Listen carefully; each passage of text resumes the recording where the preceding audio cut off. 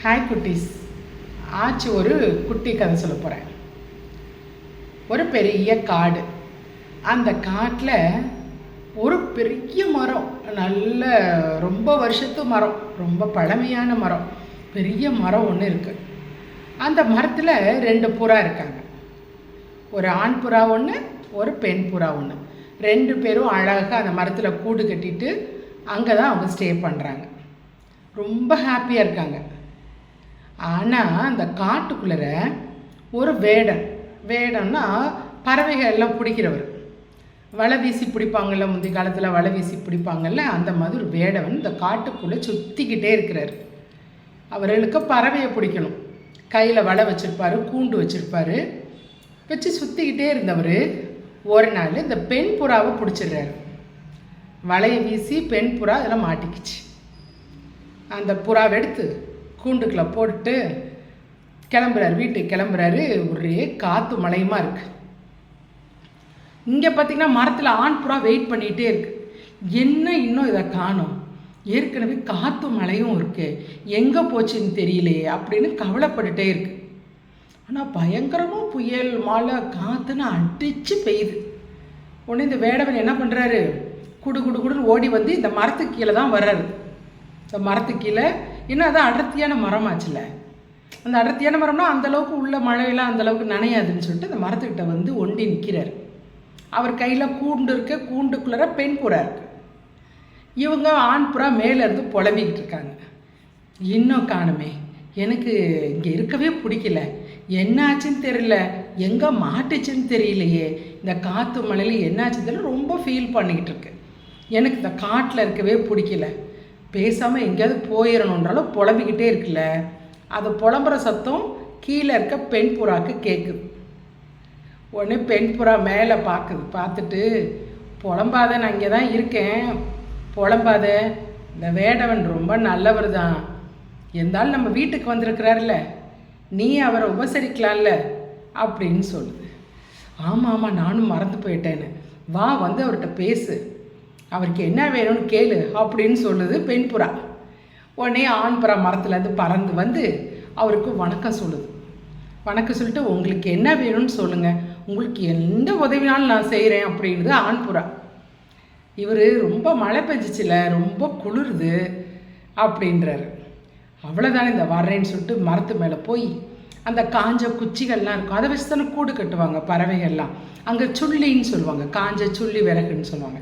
அதெல்லாம் கொண்டு கீழே போடுது, டொம்முன்னு போடுது, நிறைய குச்சிகளை போடுது, எல்லாத்தையும் எடுத்து பொருத்தி வைக்கிறாரு. நல்லா துப்புன்னு எரியுது நெருப்பு. மேலே காஞ்ச குச்சி என்னென்ன மரத்தில் இருக்கோ எல்லாத்தையும் போடுது புறா கீழே.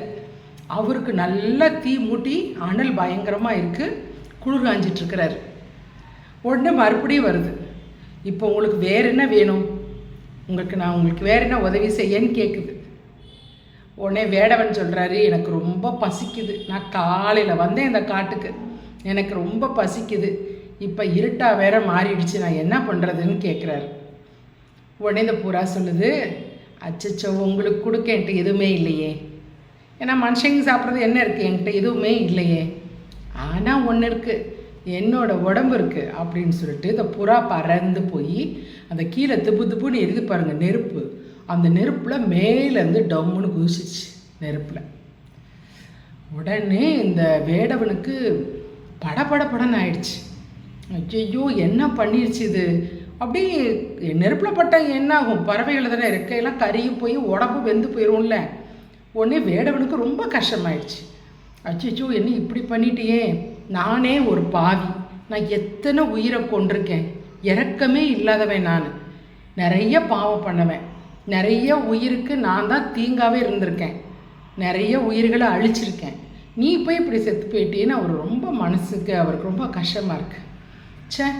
இனிமே நான் எந்த தப்பு செய்ய மாட்டேன், இனிமேல் நான் இரக்கத்தோடு இருப்பேன், எல்லார்கிட்டையும் அன்போடு இருப்பேன் அப்படின்னு சொல்லிட்டு அவரோட வில்லு அம்பு எல்லாத்தையும் உடச்சி இதில் போடுறாரு, நெருப்பில் போடுறாரு.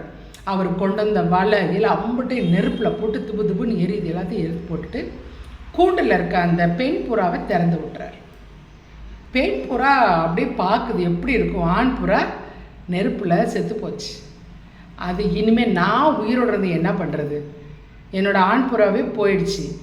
இது சொல்லி தானே அது அவ்வளோ தூரம் பண்ணுச்சுல்ல. அதுக்கு மனசு கஷ்டமாகி பெண் புறாவும் தீயில டோம்னு விழுந்துருச்சு. இதை பார்த்த உடனே வேடவனுக்கு ஐயையோ 2 புறாவையும் நம்ம தானே கொன்னோம், 2 பேரும் எவ்வளோ இதாக வாழ்ந்துருப்பாங்க, அதை போய் நம்ம கொண்டுட்டோமே அப்படின்னு சொல்லிட்டு வேடவனுக்கு ரொம்ப மனசு கஷ்டமாகி அவரும் அந்த தீயில டோம்னு குதிச்சிட்டார். எல்லாரும் இறந்து போயிட்டாங்க. இந்த கதை என்னென்னா, யாருக்கும் நம்மளால் ஒரு சின்ன கஷ்டம் கூட வரக்கூடாது. நம்மளால் மற்றவங்களுக்கு ஏதாவது ஹெல்ப் பண்ணலாம், ஏதாவது உதவி செய்யலாம், அவங்கக்கிட்ட அன்பாக இருக்கலாம், அன்பாக பேசலாம், எல்லாம் பண்ணலாம். ஒரு இரக்கமில்லாத செயலை நம்ம செய்யக்கூடாது. அவங்களுக்கு ஒரு கஷ்டத்தை கொடுக்கக்கூடாது. நம்ம பேசுகிற பேச்சிலையோ இல்லை செய்கிற செய்கையிலையோ மற்றவங்களுக்கு நம்மளால் எந்த கஷ்டமும் வரக்கூடாது. சரியா? அதுதான் இப்போ புறாலாம் எப்பேற்பட்டது உயிர் கொடுத்துன்னா அவர் திருந்துறாரு. இருந்தாலும் 2 புறாவும் இறந்தோன்னா அவருக்கு தாங்கவே முடியல. அவர் அவ்வளோ உயிர்களை பிடிச்சி கொண்டு கொண்டிருக்கார். அவருக்கே மனசு இதாகி அவரும் இறந்து போயிடுறாரு. நம்ம உயிரோடு இருக்க வரைக்கும் எல்லாத்துக்கும் நல்லதை மட்டும்தான் செய்யணும், நல்லதை மட்டும்தான் நினைக்கணும். மற்றவங்களுக்கு ஒரு சின்ன துளி அளவு கூட, கடுகு அளவு கூட மற்றவங்களுக்கு ஒரு தப்பான ஒரு எண்ணமோ தப்பான ஒரு செய்கையோ செஞ்சிடக்கூடாது. சரியா? ஆச்சு. உங்களுக்கு நாளைக்கு வேறொரு குட்டி கதையோடு வரேன்.